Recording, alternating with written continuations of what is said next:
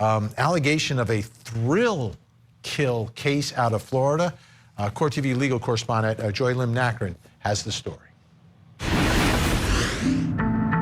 At first glance, it looked like a terrible crash, a crumpled vehicle against a utility pole, and a fatality.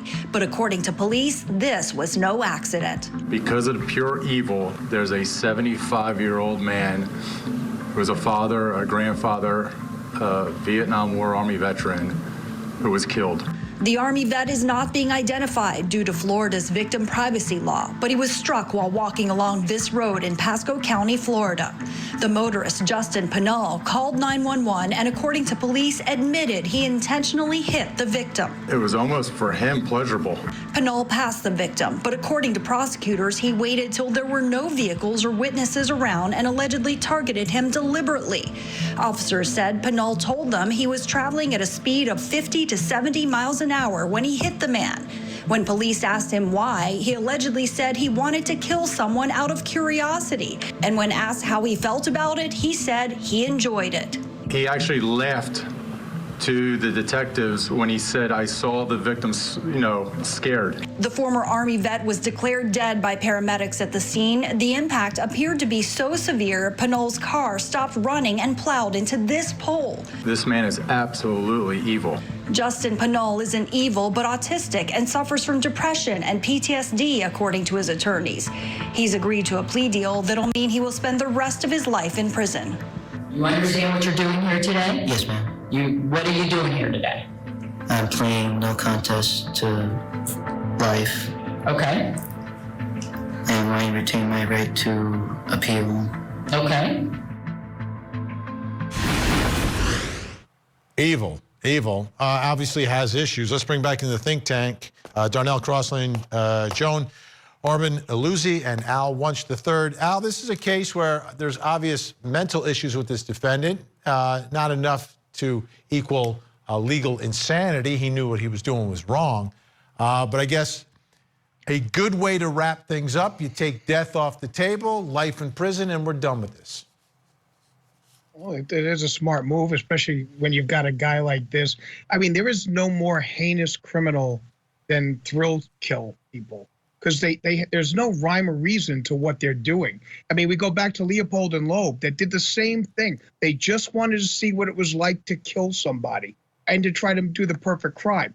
This one did not really care about it being the perfect crime. He just wanted to kill somebody. I mean, if you take a look at him, he looks like a young Michael Myers from the Halloween film when they took the mask off when he had killed his sister. That's the face I saw on this guy. And you take a look at his Facebook page and he says, "You can run, but you'll just die tired." Okay, that's a very sick individual. And you have no way of controlling someone like that. He should be in prison for the rest of his life. He's got issues, but you know what? Sayonara. We don't need him on the streets. Absolutely.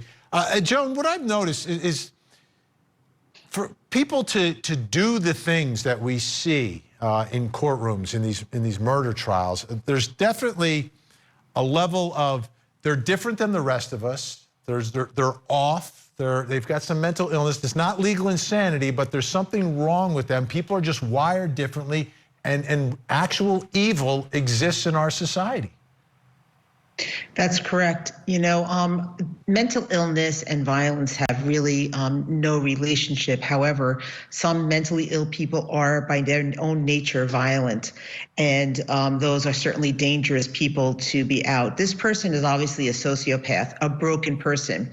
He's somebody who, in my estimate or my guess, would be somebody who was very isolated from other people, didn't have a lot of friends, didn't have social engagements, was not appropriate in social engagements, and little by little during the course of his young life became disassociated with reality, disassociated with society norms, and then just didn't care. Wanted to feel a thrill, wanted to feel something extreme, and went ahead and did this horrible, unspeakable act. But of course, the scariest part is that any one of us could have been victims to this person, because it's just completely and horribly random. Yeah, and Darnell, we only have a few seconds here, but our system of justice doesn't do anything to prevent someone, right? You got to deal with the crime after it happens. You can't like lock someone up because they might commit a crime. That's true. And Vinny, you hit the nail on the head when you used the word wired.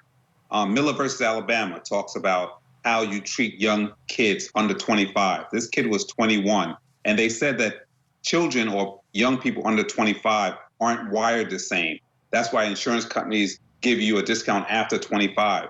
The cerebral cortex is not developed. This kid looked like he's stuck on video games, watching kids' heads get blown off, and lives in some dungeon playing Xbox, and he's not wired. He can't figure this out. But what do? Take away the Xbox?